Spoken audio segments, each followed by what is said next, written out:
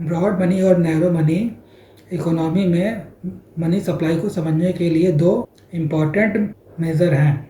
Narrow money immediate liquidity और daily transactional capacity को access करने में हेल्प करता है, जबकि ब्रॉड मनी इकोनॉमी में जो टोटल फाइनेंशियल रिसोर्सेज सर्कुलेट होता है उसके कॉम्प्रहेंसिव पिक्चर को प्रोवाइड करता है, जो long term monetary policy, economic growth और फाइनेंशियल स्टेबिलिटी को इन्फ्लुएंस करता है। Broad money and narrow money economics के इम्पॉर्टेंट कॉन्सेप्ट हैं जो किसी इकोनॉमी में मनी सप्लाई के डिफरेंट लेयर को रिप्रेजेंट करता है। नैरो मनी, जिसे M1 भी कहते हैं, मनी का मोस्ट लिक्विड फॉर्म है जो इमीडिएट ट्रांजैक्शन के लिए ईजिली अवेलेबल होता है, जैसे फिजिकल करेंसी, कॉइन्स और बैंक में रखे हुए डिमांड डिपॉजिट। यह किसी इकोनॉमी में शॉर्ट टर्म स्पेंडिंग पावर को शो करता है। On the other hand, broad money, जिसे M3 और M4 भी कहते हैं, जिसमें लेस लिक्विड एसेट जैसे saving account, fix deposit and other financial instrument, जिसे इमीडिएट ट्रांजैक्शन के लिए यूज़ नहीं करा जा सकता लेकिन वो इकोनॉमी के ओवरऑल मनी में कंट्रीब्यूट करते हैं। Broad money and narrow money liquidity के टर्म में डिफरेंट होते हैं। नैरो मनी हाईली लिक्विड होते हैं जिसे डेली ट्रांजैक्शन के लिए यूज़ करा जा सकता है, जबकि broad money all forms of money, liquid and semi liquid money को रिफ्लेक्ट करते हैं, जो हाउस होल्ड एंड बिजनेस के टोटल मनी वैल्यू को रिफ्लेक्ट करते हैं। Broad money all forms of money जैसे less liquid asset like saving and term deposit को रिफ्लेक्ट करता है, जबकि narrow money most liquid money जो स्पेंडिंग के लिए इंस्टेंटली अवेलेबल होता है को रिप्रेजेंट करता है। ब्रॉड मनी को M3 एंड M4 के रूप में इंडिकेट करा जाता है, जबकि नैरो मनी को M1 के रूप में इंडिकेट करा जाता है। ब्रॉड मनी की लिक्विडिटी नैरो मनी के कंपैरिजन में लोअर होती है, जबकि नैरो मनी हाईली लिक्विड और इमीडिएटली यूजेबल होता है। ब्रॉड मनी ओवरऑल लिक्विडिटी और फाइनेंशियल सिस्टम के स्टेबिलिटी को इवेलुएट करता है, जबकि narrow money short term liquidity और इमीडिएट स्पेंडिंग एबिलिटी को रिप्रेजेंट करता है। नैरो मनी को M1 से रिप्रेजेंट करा जाता है, जो नेशन के उस मनी सप्लाई को रिप्रेजेंट करता है जो ट्रांजैक्शन के लिए इंस्टेंटली अवेलेबल होता है। ये typically physical money in circulation और बैंक के डिमांड डिपॉजिट को रिप्रेजेंट करता है। नैरो मनी को इकोनॉमिक एक्टिविटी के लिए वाइटल बेंचमार्क कंसीडर करा जाता है और ये मॉनेटरी पॉलिसी मैनेजमेंट का सेंट्रल कंपोनेंट होता है। सेंट्रल बैंक M1 को क्लोजली मॉनिटर करता है और इसके सप्लाई को interest rate adjustment, reserve requirement और ओपन मार्केट ऑपरेशन के थ्रू इन्फ्लुएंस करता है।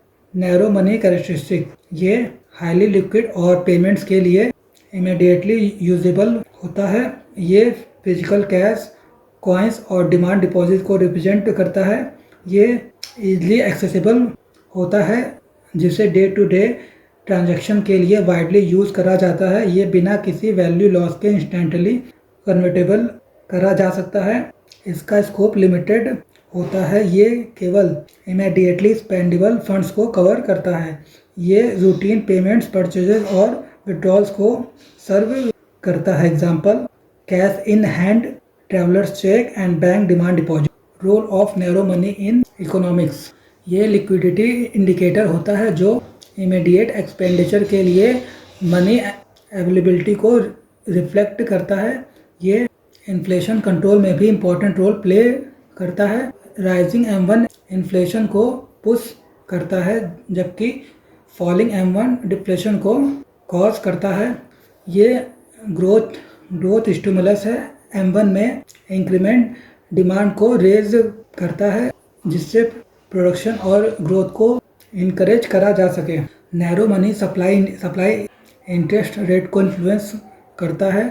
लेस M1 इंटरेस्ट रेट को राइज करता है, जबकि मोर M1 इंटरेस्ट रेट को लोअर करता है। Broad money narrow money M1 और लेस लिक्विड फॉर्म्स जैसे सेविंग डिपॉजिट, टाइम डिपॉजिट और फाइनेंशियल इंस्ट्रूमेंट का कॉम्बिनेशन होता है जो इकोनॉमी में मनी के टोटल सप्लाई को रिप्रेजेंट करता है। इसे M2 M3 से रिप्रेजेंट करा जाता है। ये नेशन के ओवरऑल लिक्विडिटी और मॉनेटरी पॉलिसी के लॉन्ग टर्म स्टैंस का क्रिटिकल मेजर है। कैरेक्टरिस्टिक्स ऑफ ब्रॉड मनी, ये लिक्विड और सेमी लिक्विड एसेट दोनों को इंक्लूड करता है।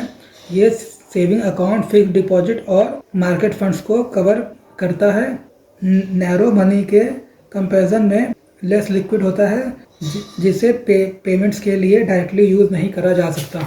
ये टोटल मनी सप्लाई के लार्जर शेयर को रिप्रेजेंट करता है। इसे मेनली इन्वेस्टमेंट, सेविंग और लॉन्ग टर्म इकोनॉमिक स्टेबिलिटी के लिए यूज़ करा जाता है। ये लॉन्ग टर्म मॉनेटरी पॉलिसी से स्ट्रांगली लिंक्ड होता है, जो इन्फ्लेशन, इंटरेस्ट रेट और क्रेडिट फ्लो को रिप्रेजेंट करता है। Example, fixed deposit, saving account, money market instrument. Role of broad money in economics, broad money किसी इकोनॉमी के ओवरऑल फाइनेंशियल हेल्थ को एक्सेस करने के लिए इम्पॉर्टेंट है। सेंट्रल बैंक इन्फ्लेशन को कंट्रोल करने के लिए, एक्सचेंज रेट को स्टेबलाइज करने के और जीडीपी ग्रोथ को इन्फ्लुएंस करने के लिए ब्रॉड मनी के ग्रोथ को रेगुलेट करता है। सिंस ये लेस लिक्विड एसेट को रिप्रेजेंट करता है जो इकोनॉमी के इन्वेस्टमेंट बिहेवियर और कैपिटल अवेलेबिलिटी को इम्पैक्ट करता है। इकोनॉमिस्ट मॉनेटरी एक्सपेंशन को स्टडी करने और medium to long term stability के लिए पॉलिसीज़ को फॉर्मुलेट करने के लिए M3 पर रिलाई करते हैं। Reserve Bank of India broad money supply को इन्फ्लुएंस करने और ग्रोथ को प्रमोट करने के लिए इंटरेस्ट रेट को एडजस्ट करता है। ब्रॉड मनी का हायर अवेलेबिलिटी क्रेडिट एक्सेस को एक्सप्लेन करता है और ग्रोथ को बूस्ट करता है, जबकि लोअर सप्लाई स्पेंडिंग और इन्वेस्टमेंट को कंडक्ट करता है। ब्रॉड मनी को मॉनिटर करना इन्फ्लेशन कंट्रोल को बैलेंस करने के लिए इम्पॉर्टेंट है, जो सस्टेनेबल इकोनॉमिक ग्रोथ और ग्लोबल फाइनेंशियल सिस्टम के लिए इम्पॉर्टेंट है।